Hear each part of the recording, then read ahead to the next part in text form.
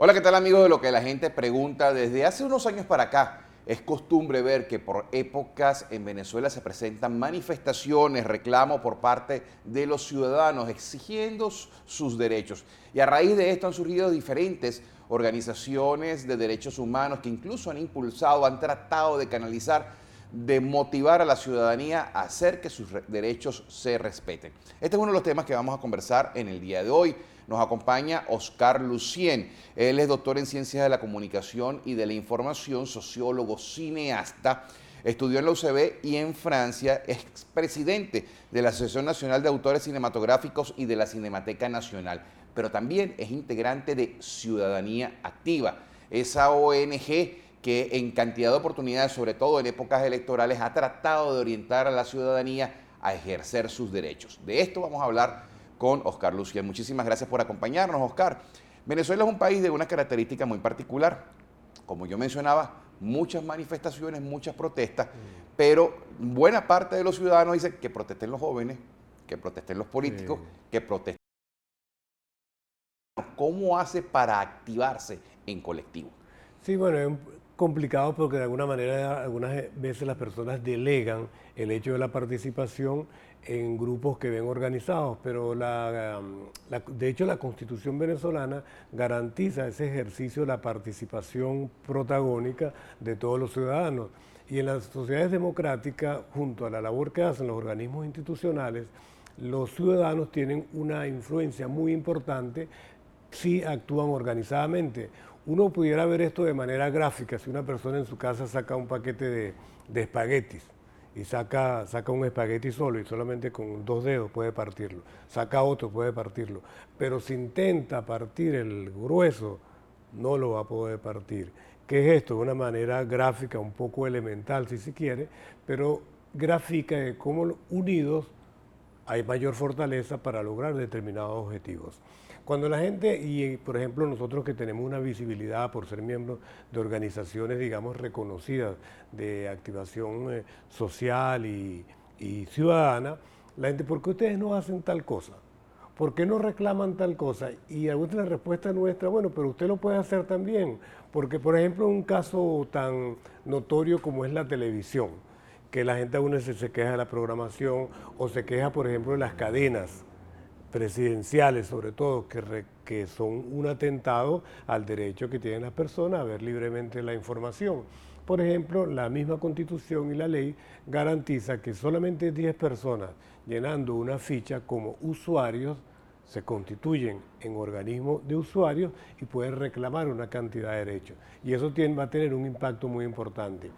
Es mentira que la gente no participa, la gente reclama, la gente, lo que pasa es que tenemos bastante limitación para que esos reclamos tengan cierta visibilidad, pero la gente sí reclama, pero en la medida que lo hace de manera aislada y que no entiende que el problema que él tiene es un problema que tienen otros, eso va a tener mayor impacto. Un tema tan importante que estamos viviendo hoy como es el tema de la salud, el tema del acceso a las medicinas. Vemos, por ejemplo, en las redes sociales, gente que reclaman por un medicamento, que dicen que dan o piden información sobre determinado medicamento.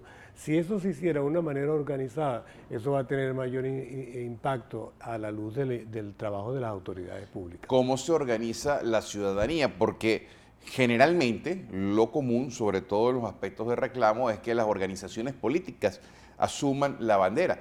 Pero cuando la óptica de lo que hay que hacer es distinta, hay un desorden allí, hay la imposibilidad de cohesionar. ¿Cómo hace el ciudadano por sí mismo para organizarse, para determinar? Este es un tema que me involucra, que me importa, como por ejemplo el caso de la salud, y hacer fuerza, músculo.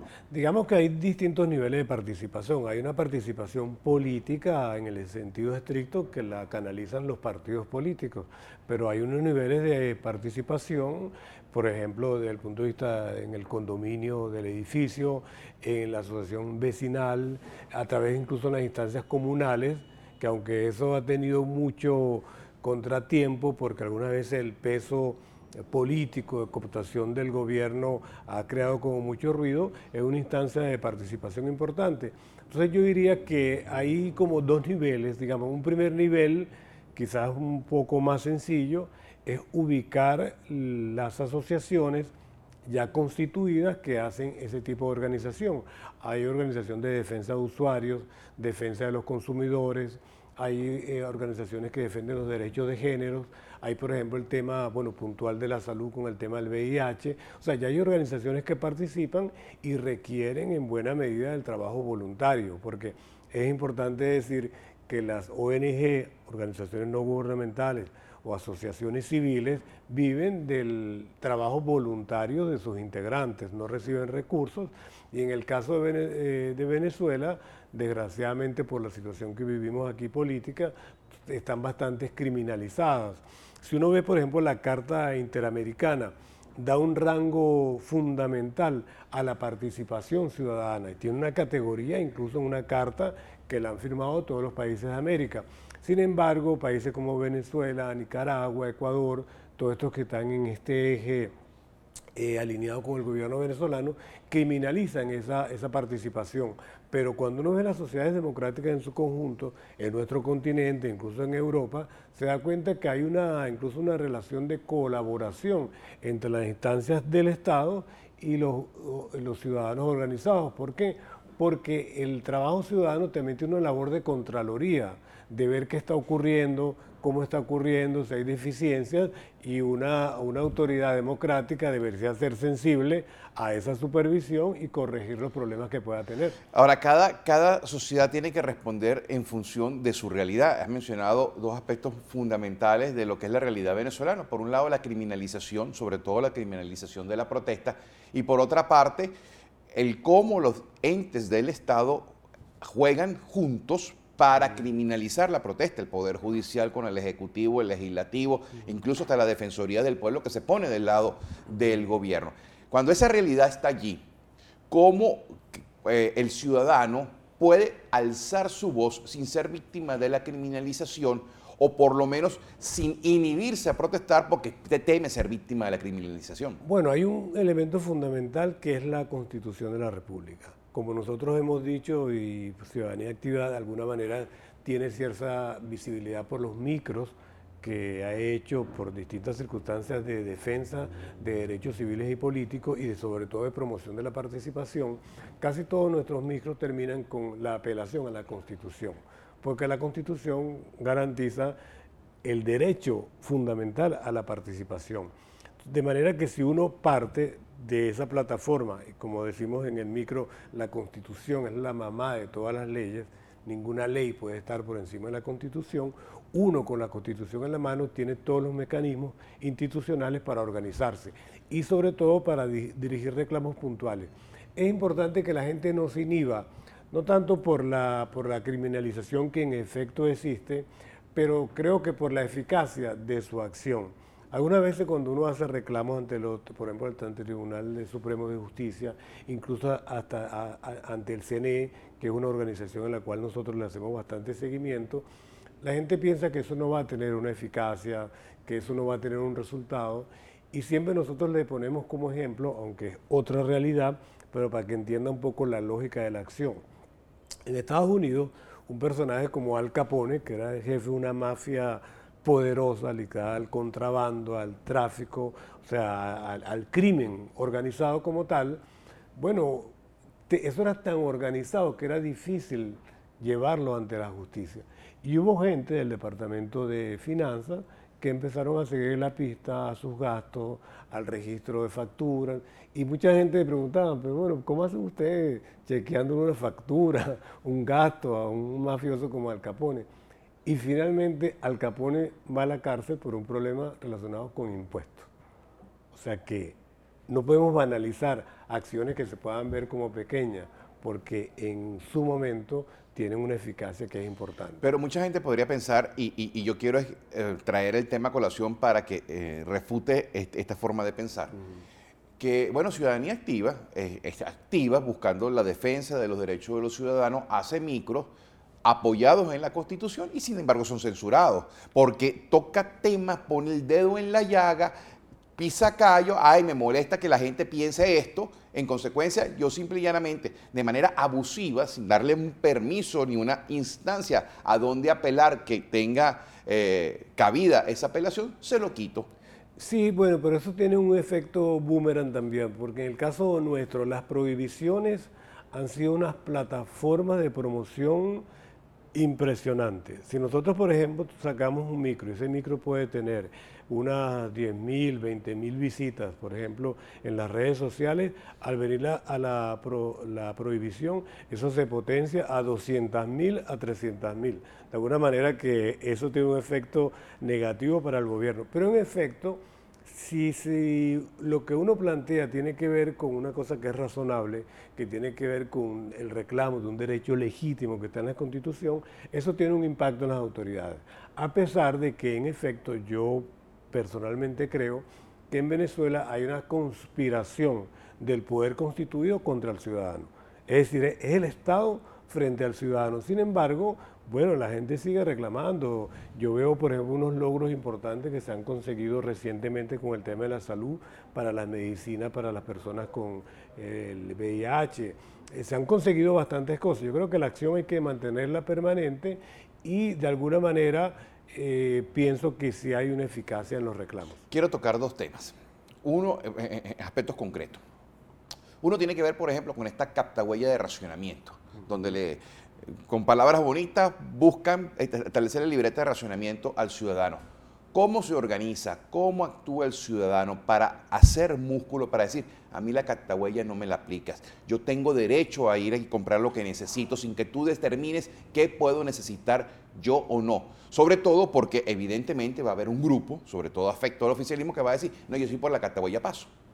Sí, bueno, creo que la organización va a tener un efecto. En el caso puntual de esta tarjeta de racionamiento, creo que ya el reclamo masivo y la reacción en contra ya ha hecho que el gobierno recule. O sea, en efecto, hoy día esa tarjeta de racionamiento es puntual, se declara que no es obligatoria, que es voluntaria y se va a aplicar solamente en las instituciones que venden productos del Pero Estado. disculpa, Oscar, no sabemos si es verdad o es mentira, porque es un gobierno que miente bastante. A lo mejor es para decirlo, pero lo aplican, terminan aplicándolo. Si se llega efectivamente a aplicar cómo se organiza el ciudadano para decir, yo por ahí no voy y poder hacer sus compras.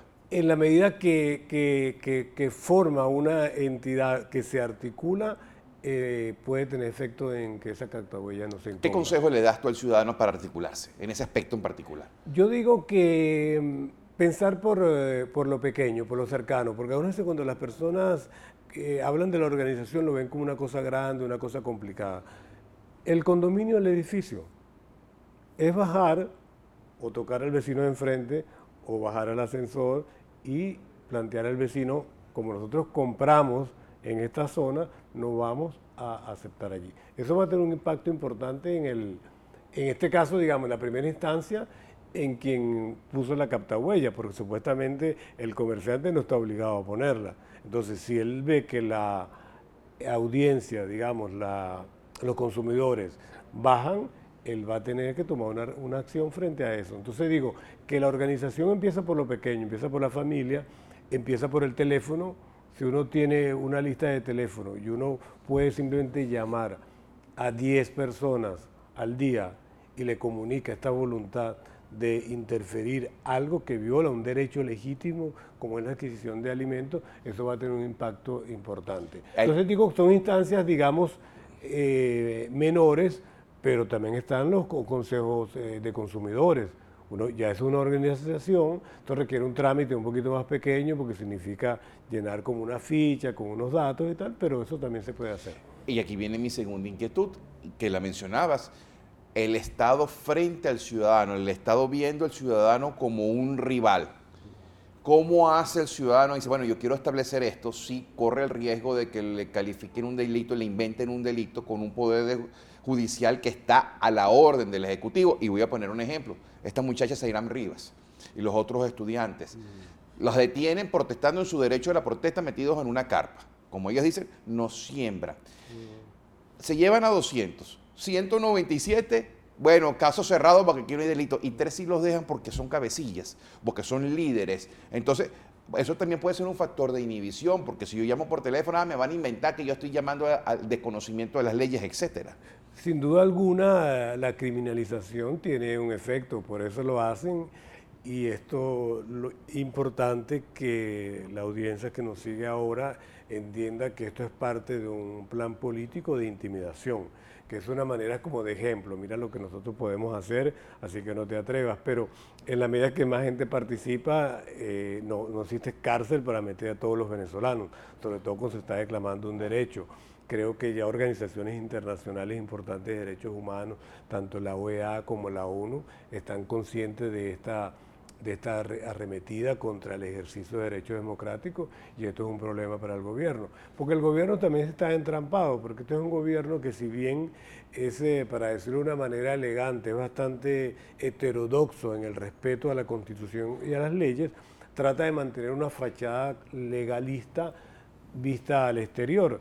Entonces, en la medida que hay reclamos, que son reclamos auténticos, pacíficos por las vías institucionales, eso va a tener un impacto importante. Me quedan menos de 5 minutos y quisiera un consejo en particular. Una persona o una organización que esté decidida a exigir sus derechos, ¿cuál es el consejo para hacerlo dentro del marco de la Constitución? Porque sabemos que incluso cuando uno reclama, de repente la pasión se impone, para no pasar la raya amarilla que le dé justificación al Estado para decir, tú violaste la ley. Decía en principio lo que es, bueno, nuestro emblema.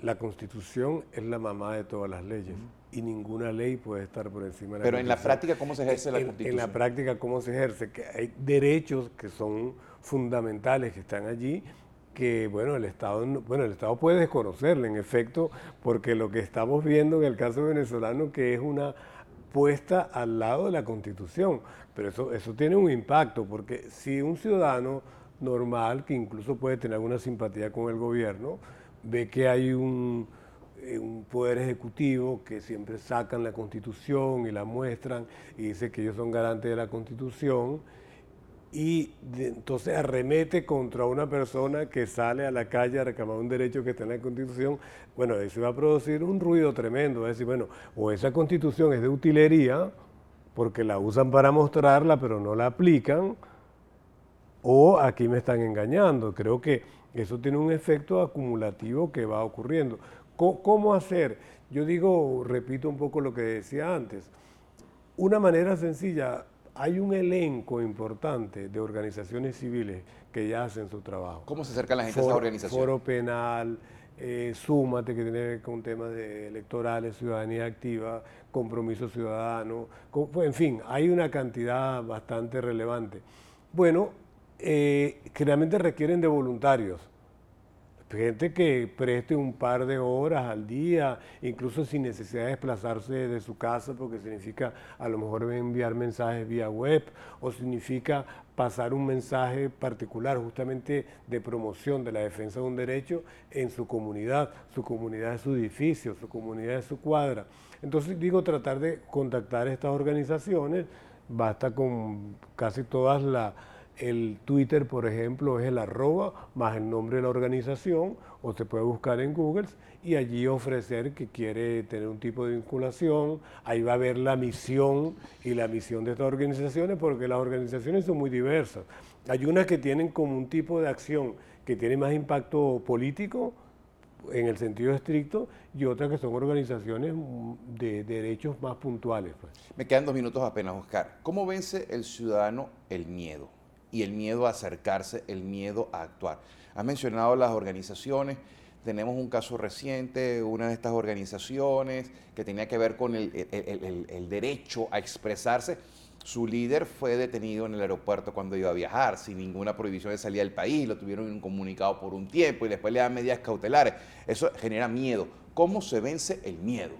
Hay hay en efecto una violación tremenda a la ley, pero eso no ha inhibido la participación, incluso de la propia persona afectada, que en este caso me imagino que refieres a Rodrigo Diamanti. Él sigue trabajando, en este momento Sin Mordaza está preparando un evento importante de defensa de derechos humanos, sobre todo muy ligado con el tema de libertad de expresión, porque es importante entender que hay una política sistemática pensada para intimidar y para producir miedo. La única manera de decir, bueno, lo decía el Papa, no tengáis miedo. Si en sociedades más cerradas, más violentas, se pudo vencer el miedo y defender derechos democráticos, igual podemos hacerlo en Venezuela. Me quedan 30 segundos y una respuesta muy breve, Oscar. Muchas veces uno siente que va narrando contra corriente, ¿no? Y dice, yo pienso así, pero yo me siento solo, como que el vecino no está preocupado, no está ocupado.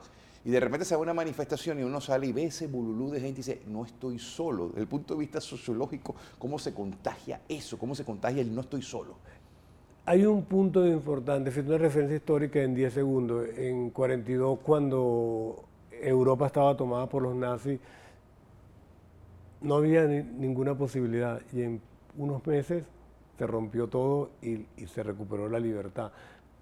Hay que mantener eso como una llama que se alimenta con la participación. Muchísimas gracias, Oscar. Oscar Lucien, de Ciudadanía Activa, por habernos acompañado en lo que la gente pregunta, amigos.